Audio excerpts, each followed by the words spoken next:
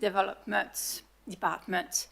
So that's possible as well instead of DC.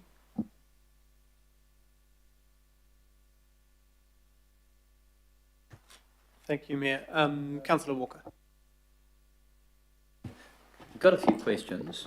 Am I correct in saying that development contributions, which cover off a number of aspects of reserve, as it currently stands, pocket parks, neighbourhood and the like, are reliant on the identification of a quantum of land? There's an association with that.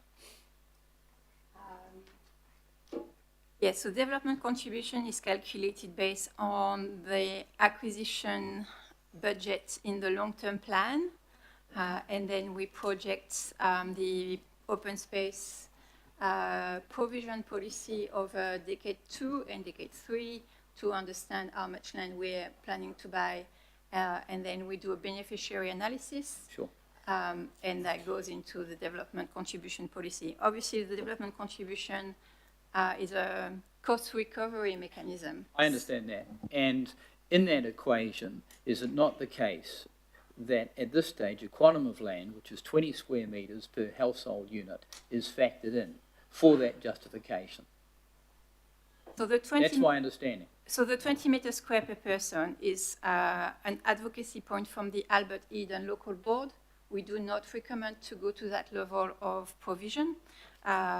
Our provision standards are in Objective 6 from page 46, and we speak about the size of different parks to form a network. Sure. I understand the advocacy position of the Albert Eden local board, but the present policy is 20 square metres per household equivalent. That's, no? Okay.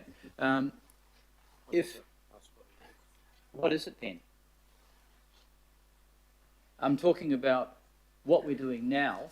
Yes. In respect of providing an area of open space for Aucklanders and what evidence guides us. So if, sorry, trying to sorry, bear with me. If you look in your agenda report on page 6, in the blue box, you have the current provision standards and the changing we're proposing. So what we're proposing is keeping the provision relatively unchanged for most type of open spaces, apart from pocket parks and neighborhood parks. And we're changing the quantum to better respond to areas that have got low provision. Is it not true to say that historically the provision that was relied on to provide open space was the Reserves Act 1977? And in the provision of the Reserves Act, and I think the Mayor's familiar with the Reserves Act 1977,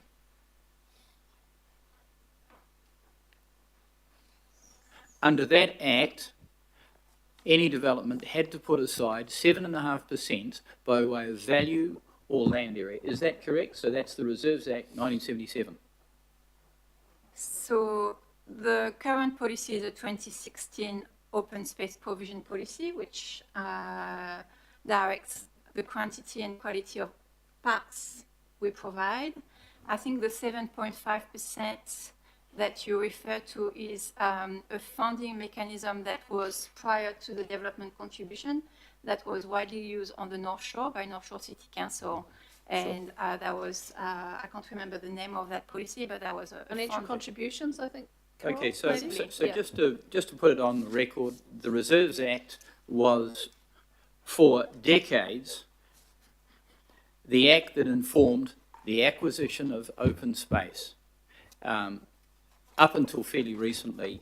Now, I don't know whether you've done an equation around that, but back in the day, that would have amounted to about 90 square metres per household equivalent. I don't know whether you've done any calculation, but certainly whenever consents and the like have come up, I've pointed out generally that the current provision, you might be lucky if we're actually getting 1.5%. So often we're scoring under 20 square metres per household equivalent. Now, the reason I'm asking this, Mr. Chairman, is my question is, under this proposal, what space will be available for people in the community to locate clubs and societies, to have football fields, netball, rugby, golf clubs, and the whole range of activities that Aucklanders currently enjoy? If the provision under this policy blatantly doesn't allow anywhere near that and anywhere near what we're actually trading off, which is the historical pattern of open space that both benefactors and the Reserves Act has largely put in place. So what does the future actually look like on the ground from this policy, particularly if we don't actually settle on a quantum and everything is challengeable? What does that future look like? That's my question. And what does it enable? Yeah, so Coral wants to answer. For the community, because that's not available. That's why I'm asking this. You mean, well, Coral can answer and then we can clarify. I think there's a little bit of a mix-up here between our funding policy and our provision policy. Those are two quite different matters. So in the past, some local government entities like North Shore City Council use financial contribution that could take up to 7.5% under the RMA. The council has made an historical decision to move away from financial contribution and adopt development contribution instead, which, as I mentioned, is a cost recovery mechanism. So the more you spend, the more you can get from development to contribute. And you can't have both. You can't have financial contributions and development contributions. To your second question about are we delivering enough for our communities to do the things we enjoy? So we've looked at a lot of different provision standards across the world, and we think that the provision that we are proposing, noting that sports fields also are their own categories, and we are enabling for that, is sufficient. Of course, there's always, more could always be better. And there's always going to be some trade-off as to what we use the land for, whether it's tennis courts or golf or more general recreation. It is always a trade-off, and the policy standard that we're providing to you in Policy 2, they make trade-offs. Sure. So through you, Mr. Chair, the information that I'd really like to see is what this works out on the ground so that Aucklanders can see what they're getting. I actually know the answer to this, and what it amounts to is poultry. So in new development areas, the amount of reserve is absolutely negligible. We're trading off, in Auckland, the historic pattern of reserves. So it would be very useful to actually have that, so you can see that here's what we used to have, and this is what we're getting now. Councillor Walker, if you look, that's not what correct. It amounts to. That's not correct in the provision standards, but what you're really talking about is the budget. And that's why I've added those two things, because the policy will direct what budget, will direct from the budget we give. The issue, in my opinion, is our budget is too small, and if whoever the next council is needs to, if that's a belief, increase it probably dramatically. If you look at the provision standards, the main changes are allowing pocket parks in high density areas, which are not allowed under the current provision, allowing more flexibility for bigger parks in all areas, which is not currently allowed on the current. So the provision actually improves it, but only if we appoint budget through a budget. So this is a policy that allows the staff to go away and engage and find bits of land that fit with our budget.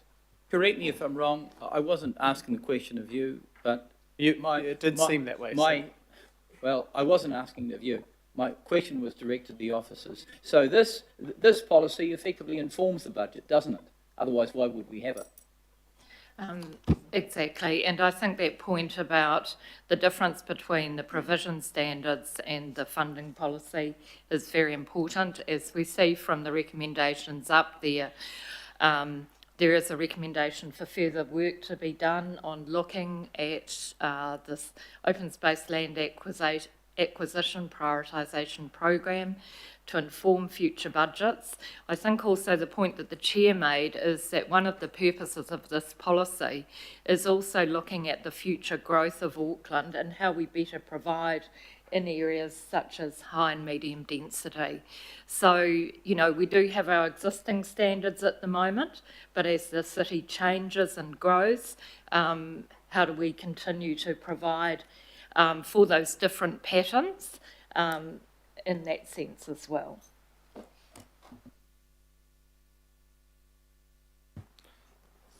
Thank you. Right, Councillor Lee.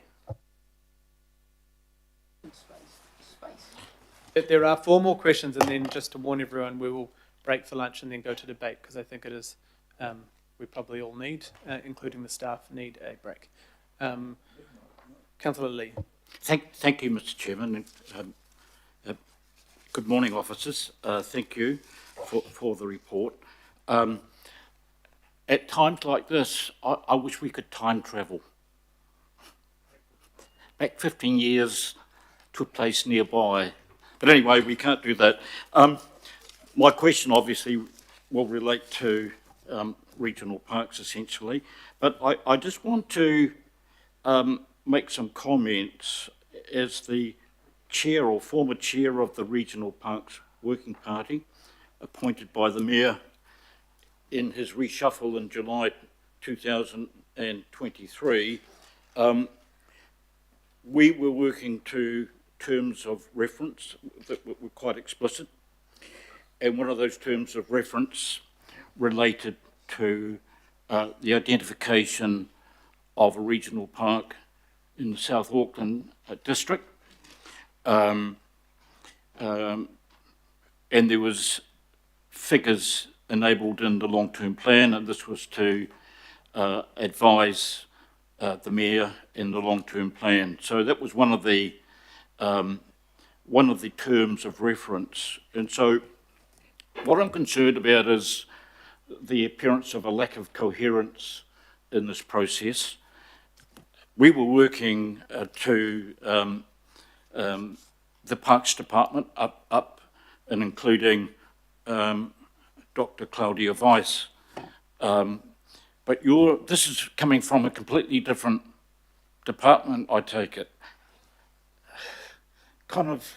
So there's 2 departments making strategic decisions over regional parks. It kind of has the appearance of a lack of coherence and potential muddle. But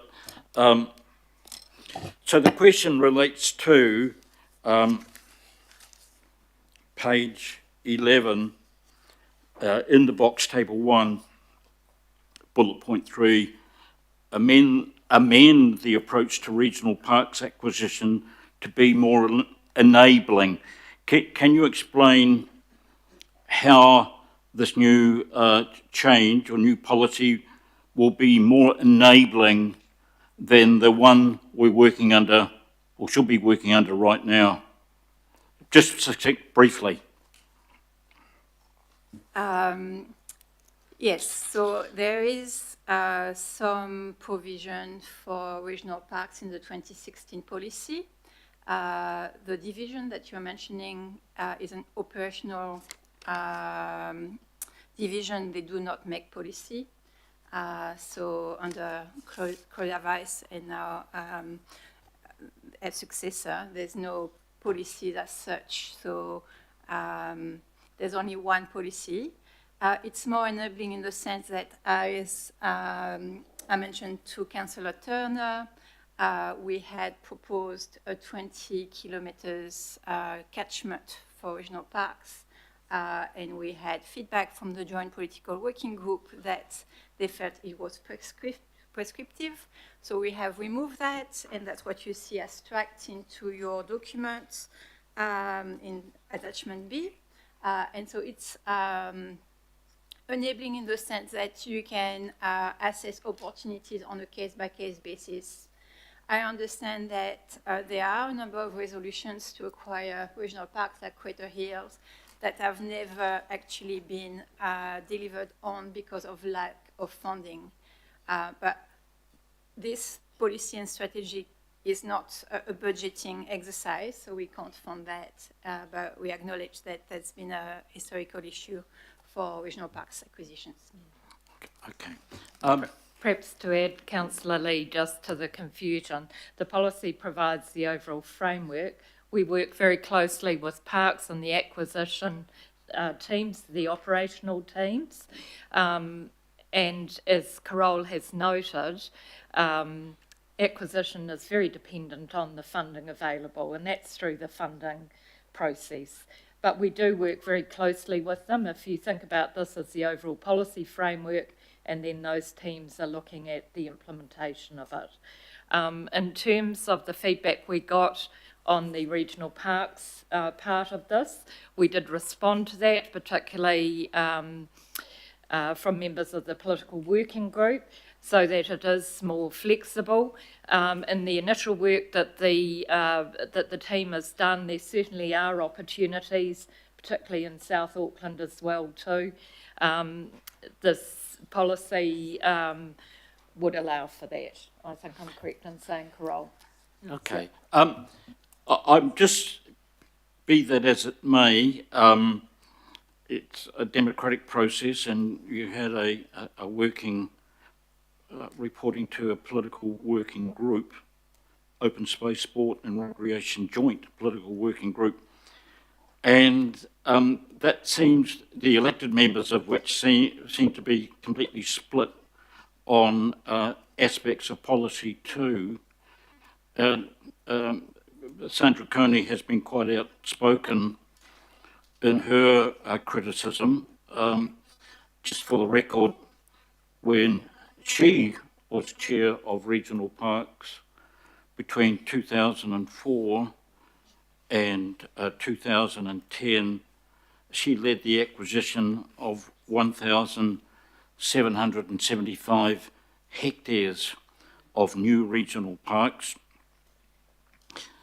And for the record, when I was chair of regional parks between 1993 and 1995, we purchased 1,345 hectares of regional parks. So coming back to Sandra Coney, who was a member of the Working Party, she knows a bit about land acquisition, regional parks acquisition. So I think we should give some weight to her views on this. On the other hand, it seems half the local boards are also concerned about policy too.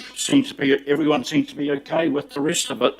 But when I look at the bullet point 3 in table 1, there's a reference to page 50, which must be a typo.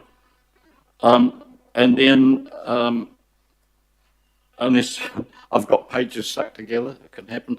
The acquisition assessment methodology, catchment metrics and indicate map on page 80, 81 and 82. There is a map on the attachment 82, page 82, and most disappointingly, I have to say, given the work we put in on the Regional Parks Working Party, reporting to Regional Parks Management, the map indicates, very small map, you can just see it, indicates a circle within a circle, and in the inner circle it seems to be a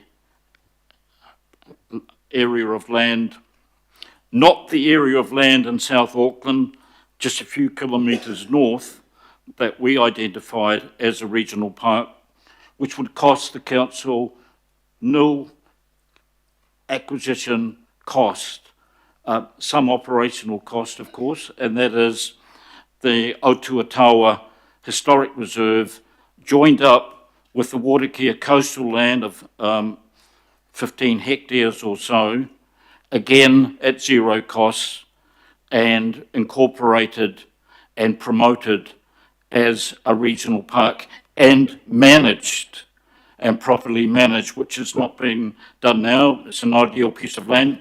Nonetheless, like in a parallel universe, the work of the Regional Parks Working Party has been completely ignored, and you've come up with something that's quite different. And again, it goes back to, are we working in a coherent way here, in a joined-up way, or is this going to be a model? And so I share the concerns about policy too. Thank you. Kia ora, Councillor, and I'm not sure if you were here, but Councillor Turner asked specific questions about Sandra Coney's concerns, and they were all changed. And one of that was the fact we did include the South Auckland Regional Park in there, and based on, if the staff want to repeat it, based on Sandra Coney's advice, the South Auckland Regional Park was removed. It could still be purchased, but the requirement, could we just repeat what was changed based on specifically on Sandra's? Councillor Lee, you're correct. Member Coney gave very detailed feedback to the political working group, and in response to her and other concerns, we did change those sections on the regional parks. That map that was on the draft that referred to a possible opportunity has been removed from the draft. So just to reiterate, the concerns that were raised were responded to in the final draft. No, but it's, sorry, the I'm only going on top here, that's all. yes. So just to clarify, that map, Carole, has been removed from the final draft. All the changes are in fact changes, and the map has got a strike on it to suggest we remove it. So that's why it's still there, so you can actually be aware of the changes that we are proposing to make for the final draft. So that was in response to Sandra Coney's feedback. They changed the policy, but it wouldn't preclude the purchase of that regional park, but it just, that sits in the operational space, as you say. But once again,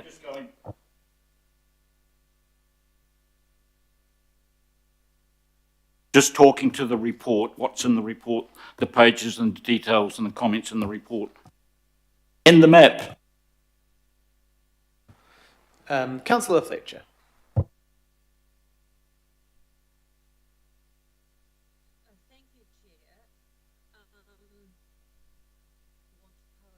Oh, we can't hear you right now. I'm not sure if your mute is on or off. No, the mute. No, there you go. Can you hear me? Yes, yeah. Can you hear me? Thank you. And I'm sorry I missed the beginning of the presentation. In asking my questions, I want to ask them from the assumption that in my world, policy and funding should be aligned. Secondly, Carole has really tried her best as a member of the working party who later resigned, because this is really important and complex work. And inevitably, there were too few meetings, and they happened to run concurrently with the startup of the Auckland Future Fund, and I was not able to do justice. And I was also unhappy with the direction that the working party was taking. And some of those topics have been covered today in terms of open space and so forth. But essentially, the questions that I have are twofold. One is there's an inherent conflict between two issues. We've got the brownfield area where we're wanting more intensification. We're wanting to have leverage with the developers by developing minimal standards. And for that, there does need to be a level of prescription to lock people in. And I think Councillor Darby was very good on that. And, we're trying to achieve something of substance there that can be drawn on.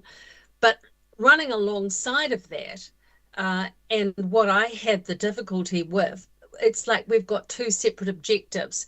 We've dealt with open space to a degree and the flexibility that has been introduced somewhat belatedly because of concerns that Sandra Coney and myself had in and around whether or not the Platt property or the Botanic Gardens would have been achieved, because those special opportunity acquisitions with their, you know, special values, they don't necessarily come along very often. Whether or not that then should have a separate budget, a dedicated budget for that purpose. And that was a bit of a recommendation from the original review under 2022 of regional parks. But what we haven't really seen attention to are sub-regional issues. So I'd like Carol to respond to what additional thought had been given to sub-regional issues, because this is all, you know, if you look at the two strategies within the one document here, trying to get leverage with developers. But from a practical perspective, we know that we have geographical communities, but we also have community of interest communities. So what additional work was done, and is there a conflict with some of the recommendations you're putting to us? I felt very unhappy with the material as it went out for consultation, because I don't think it addressed any of these issues. But I would really like Carol, who I think within a complicated brief has tried to do her very best. So I'd really like to recognise that. But to say I don't think we've nailed it just yet. But Carol, could you speak to those issues? Absolutely, Councillor Fletcher. So in terms of the regional parks, this policy is not able to obviously set a budget line, so that's outside the scope. I recognize, and as I mentioned to Councillor Lee, that there is a roadblock here to delivering on your aspiration for regional parks. You'll be happy to see that the regional parks policy now is very enabling, and that's linked to Member Coney's directions. In terms of supporting communities in both brownfield and greenfield development, we looked at how we could modulate our open space provision standards based on case studies. So we were really careful in how we selected our case studies, because as you mentioned, we have, you know, very different sub-regions with different historical investment levels, different networks, and so we took examples in both brownfield and greenfield areas across different geographical areas of Auckland: North, West, Isthmus, and South. So that gave us a good view as to how different policy options could respond to different contexts. And obviously it's a regional policy, so it's one set of standards. And there are advantages to that because it just makes it much easier for all involved to have one set of standards rather than you know, a lot of different standards to apply. But we're confident that those standards respond to the different contexts within the region.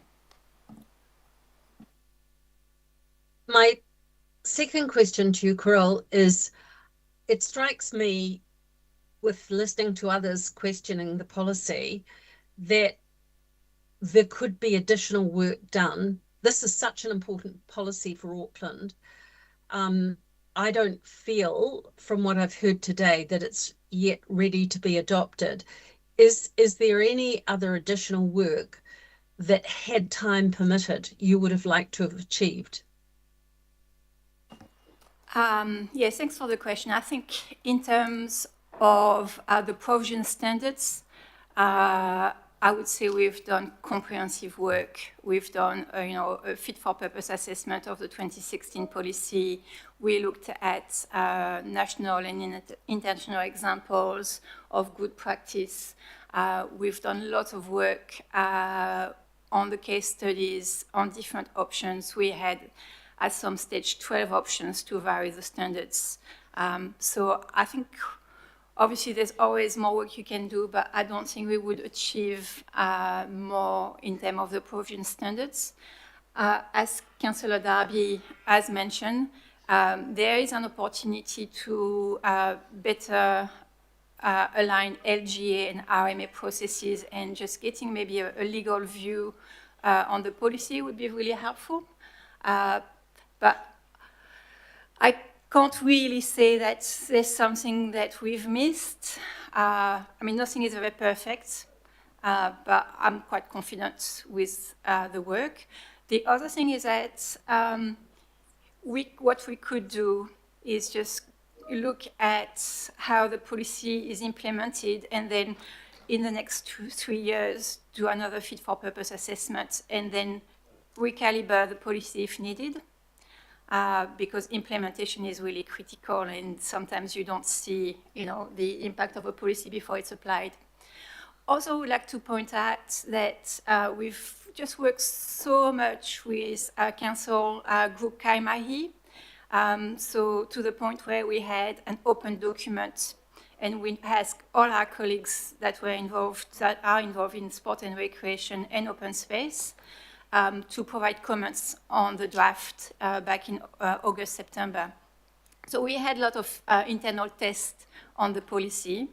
So I'm confident that, we're bringing you a good quality product. Could it be better? Could more work be done? Possibly, but I think my recommendation would be, let's see how it works in the implementation, and maybe just do another fit-for-purpose assessment in 3 years and see whether we need to make any changes. Just To my first point about policy and funding needing to be aligned, do you feel that in this case we're being told that, I know that the funding issues have been complicated for parks and open spaces. This policy is actually going to be the business case for the funding. And yet it does concern me that if I was looking at it as a business case, it may not be compelling. Do you want to comment on that? You may recollect that one of the first meetings of the Joint Political Working Group, we were concerned as to whether you wanted us to develop provision standards to meet the current budget, and that was not what the Joint Political wanted us to do. You wanted us to deliver standards to deliver good community outcomes, and that's the direction we've taken. We have proposed, and that's the point E here in the chair's recommendation, a mechanism through which you can actually adjust council expectation for delivery, which is really what the policies are, with budget availability, noting that there's always an impact on ratepayers and developers. So you could just actually modulate the two through that, putting it together. So I don't know if that answers your question, Councillor Fletcher. Well, thank you, Carol. And I again want to reiterate, my frustrations are not in any way driven by your inability to respond to us. I just think we've given insufficient time to a very complex piece of policy.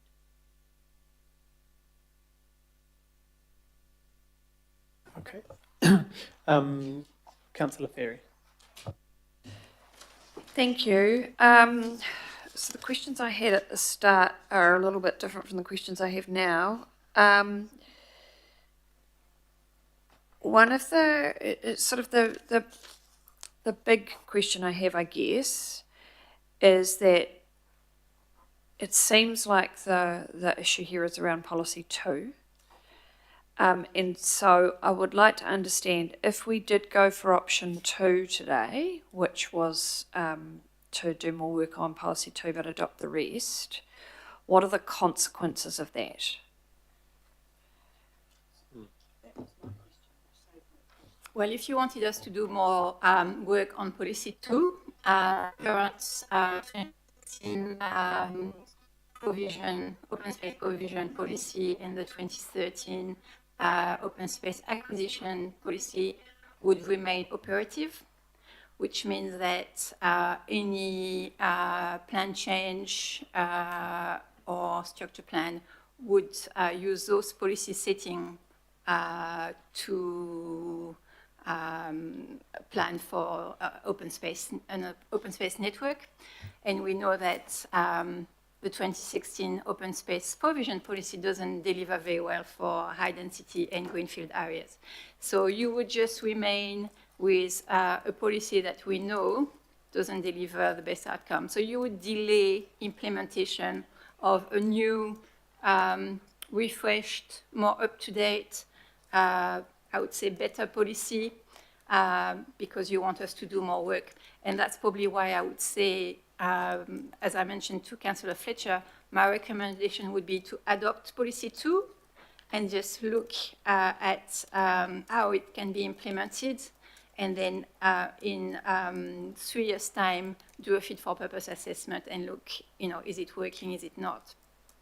Because you could just spend a lot of time, at a desk doing more work and more work, more work. What is it that's going to really bring you?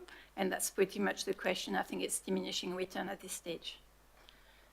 Thank you. So if we remained with the 2013-2016 portions that we would have to rely on, but if we don't adopt policy 2 today, then how far off 20 metres squared is that? So the 20 metres square is nowhere in any of our policies, right? So neither in the 2016 nor in the 2025. But if you can have a look at your agenda report on page 5, so it's paragraph 33. There's a table here that shows what the current provision standards are and what we're proposing, which is option package 2, the capacity focus. So in areas of high density, for example, where there's limited open space at the moment, the difference between the current 2016 policy and what we're proposing is that you would buy pocket parks. So you would have a whole network, with your sports fields, your suburb parks. What we're changing is the neighborhood parks. So a neighborhood parks within 400 meters walk to everybody. And if an area is not well served, we would want bigger neighborhood parks, so 5,000 meters, for example. If it's already well provided, you might just go to 3. If it's really well provided, you might go to 2,000 meters square. In addition to that, which is a real departure from the current policy, is that we would also buy pocket parks in between. So not instead of, but in addition to neighborhood parks, we would also deliver pocket parks. So pocket parks, obviously they're smaller, 1,000 to 1,500 meters square. But when you have people living in apartment buildings and families, and it's really useful to have something which is at close proximity to your home, where you can send your children. We've got some really good example in the Northcote development of pocket parks, which are highly functioning. So that's what we're proposing, so more a higher distribution, where in between neighborhood parks, you've got pocket parks to supplement the network. So thank you. What I'm really wanting to understand is if we don't adopt policy 2 today, then the settings we have would they result in less open space than policy 2 would? That's correct, yes. Okay. So if we don't adopt policy 2 today, we continue with a situation where we would have less open space. I've got that correct? Because this is quite confusing. That's correct. Yeah, okay. And so what you mentioned before, Carol, was the idea that potentially we could adopt policy 2 today, but still do some more work on it to make it better in the future. Is that currently allowed for, or do we need some amendments that would reflect that? Certainly in terms of good practice, evaluating policy is something that we should do anyway, particularly to see how it's implemented and what, assess how well it's gone. I don't think there would be any objection to including additional recommendation noting that evaluation is carried out. I think that would be really important, not least because I think we need to put some timeframes into that. It seems to me this moves things forward, but perhaps not enough for some people, and so we need a pathway. So maybe that's something to think about in terms of some wording. So I have a couple of other questions about the achievability of the policy, of policy 2, compared to, say, a 20 metres squared. So can I just clarify, so purchases, and you mentioned before, have to be willing by a willing seller? In most instances, that's the case, yes. Obviously, sometimes we got gifted a piece of land, but... Sure. So, but we wouldn't be in I guess I'm thinking particularly about the older, more suburbs that already have their open space, the practicality of trying to buy more open space there as those areas intensify. Is that something that officers have a view on? Yes, we have looked at that, and that's why we're proposing pocket parks as well, because if you think about 1,000 to 1,500 meters square, it's 1 or 2 residential lots in most established suburbs. And so the alternative was to deliver bigger neighborhood parks, and go to 5,000-6,000 meters square, which makes it much harder to acquire because you've got fragmented land ownership. So by having pocket parks, we think it's more feasible in terms of the acquisition negotiation. Okay, and that's helpful because that was one of the things I was particularly thinking of is, in established suburbs, where do we get this land? So putting aside how do we pay for it, because cost of land in a lot of these areas is very high, but also just the practical, how often does land come up in some of those suburbs? And so pocket parks are more able to be accommodated in those site by site, or you've got a couple of contiguous sections that are getting redeveloped. Is that sort of what the thinking is around the pocket parks in particular? That's right. And we see the opportunities in large-scale urban regeneration projects as well, where like Wesley or Tamaki, where that could be achieved through land exchanges as well. So it doesn't always have to be at cost to council. But if we have a clear view as to what we want our network to look like, then we've got different tools in our toolbox to make it happen. Thank you. I was very involved with the Three Kings Quarry redevelopment, so had quite a bit of experience with that. So the other question I have is around these land purchases. They would likely be, unless we are in a gift situation, they're likely to be debt-funded purchases. That's normally how we would do that. Obviously we have talked about, there will potentially be land exchanges or, the conversation about financial contributions, but by and large, we're looking at debt-funded purchase of land. Is that what would be most likely? So when we acquire land at cost for recreation purposes, most of it is through development contribution. Okay. And that's probably not true historically, where there was more of a balance, but now it is so. So we're also having that parallel conversation about the development contributions.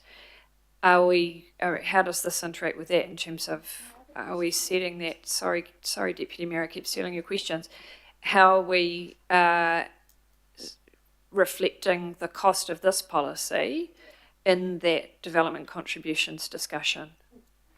Is it accommodated now? The short answer is no, because it's not an adopted policy until you vote for it. So we've used the 2016 policy that gives us a good understanding of our open space acquisition pipeline. Some of it obviously is underway. Some of it has been agreed by local boards or the governing body prior to the decision being delegated to local boards.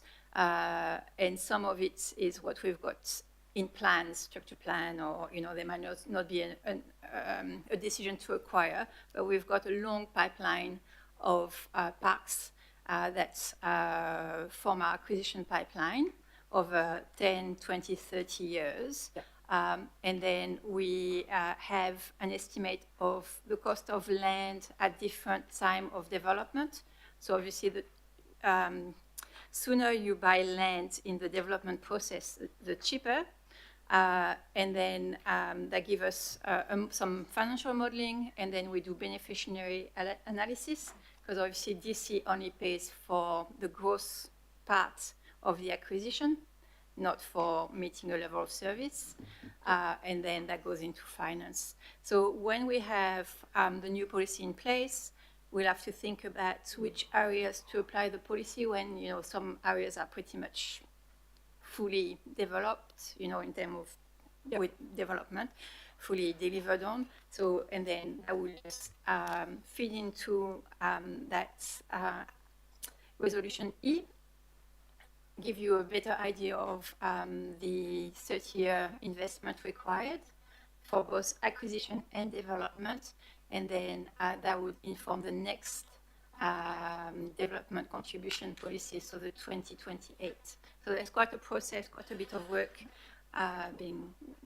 Okay, so just to unpack that, in that you gave the specific example before of Wesley, which I'm pretty familiar with. So I think, I can't remember what the figure was, but it was something like 300 million. 322. 320 million. So we would be looking to raise that from developer contributions in Wesley, or how would that work? Or would we debt fund it and then try and recover it through development contributions? Sorry, this is probably a 101 question.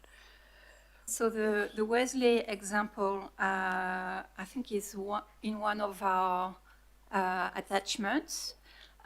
We're not recommending the 20 meters square per capita because... No, I understand that, but if we were to, which seems to be the key thing that people are unhappy about policy 2, if we were to end up with a policy in that space that did require that extra, 320 million for one suburb, how would we be looking to increase development contributions to cover that cost, or would we be looking to other options or a range of options? So it would need to be in the budget, so that would be considered in the long-term plan budget, and possibly included in the infrastructure strategy for decade 2 and decade 3. And then the development contribution would reflect whatever acquisition budget there would be for that area. Because, as I mentioned, development contribution is cost recovery. So if you don't plan to spend it, you can't collect it. Okay, so we potentially, if we went for 20 metres squared or some other number, we are potentially increasing development contributions in some cases. That's correct. Okay, and we can't actually review the development contribution policy again until 2028 to take that into account. I think the development contribution is reviewed every 3 years at the same time as following the LTP, budget allocation. So, and as I mentioned, it would be a lot of work. It's every development contribution for each asset group. It's quite a lot of work to do. All right, I just have one more question, Chair, sorry. which is around consequential OPEX to deal with the pieces of land that we would acquire. So, you know, we've heard from local boards, and I remember from last term the scary graph about consequential OPEX in the parks and community facilities space in particular. Do we have any maths on what the consequential OPEX would be from policy 2, and from any kind of, you know, 20 metres square type situation, that we would then have to find that money for local boards to be able to run these parks? I think the short answer is no, we have not including consequential OPEX into our cost calculation. We've done acquisition cost and development cost, but it's worth remembering that we are delivering for growing communities. So as much as the cost of maintenance will go up, so will our rating intake. So it's not like a flat situation where we're delivering more open space for existing communities. There might be instances where there's low level of service, we want to address that. But in most situations, when it's growth related, you know, we're delivering for new residents who then will go on and pay some their rates, and so you also get more revenue to support maintenance. And so with the consequential OPEX sort of squeeze that a lot of local boards face now with existing assets, they're potentially going to have to make choices between, do we have a basic level of provision on a new piece of land, or do we improve the quality and offering on an existing piece of open space from that same consequential OPEX budget? I suppose the policy is looking at capacity. So if you have already a lot of capacity in your suburb or local board, then you might not want or need to deliver new parks. And the whole policy one is about making the most of what we have. Yep. And there's a reason why it's policy one, because it's really the very first thing that we think we need to do, making the most of what we have, because quality is really important for participation and utilization. Okay, thank you. Thank you. Just on the budget, and I want to get this correct. So that 322 million is based on 10,000 residents, but our expectation would be that maybe 3 per household. That's over 100,000 per dwelling just for the DC related costs for the park. So that's before you talk about water, transport, everything. Yes, that's only for parks acquisition and development, and that's why we don't think it's a realistic figure. So the 20 metres squared across the city, any ballpark figures? Because I work it out to be about $6 billion. No, because some areas would have above that, some would have below. So, and not all area would need investment. So, but if you think about an additional, I think it's 400,000 people over the next 30 years. Yeah, that could be a really significant amount of investment required. So we'd have to increase our open space budget, which I'm happy to, but to do the 20 metres squared is looking at like 25 times what we currently budget. I couldn't give you a figure, I haven't done the math, but yeah, it's prohibitive, I would say. Councillor Henderson. That's okay. Councillor Ferry stole my questions too.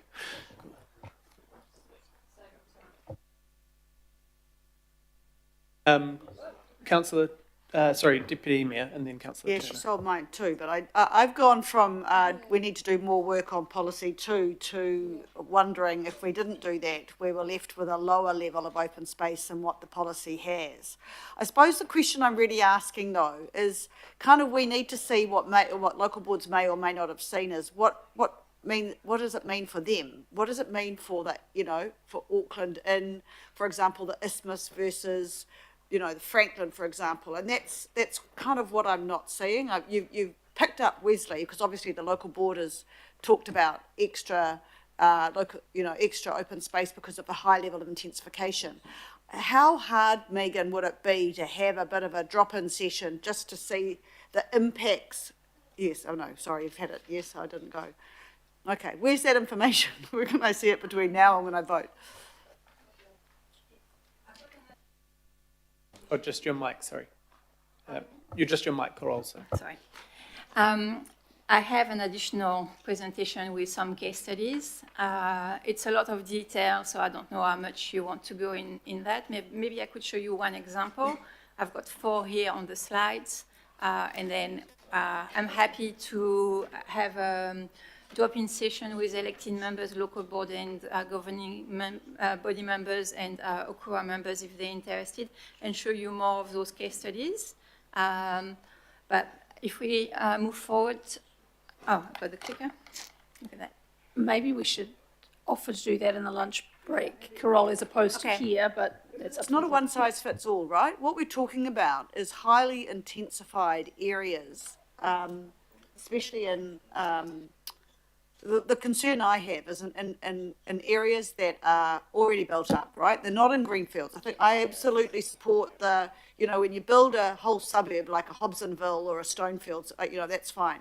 It's when you add further intensification. It's the brownfields. Yeah, the brownfields. It's the brownfields. Around train stations, when you're going to do around the city centre, I want to know that we've got enough open space provision. And what I can't kind of see, I want to be able to prove to myself that policy 2, which I'm a bit concerned about, actually delivers that better than existing policy. And if so, how? And if so, what am I signing up to financially if I agree to that, you know? So that's the bit I'm just a bit not sure about, sorry.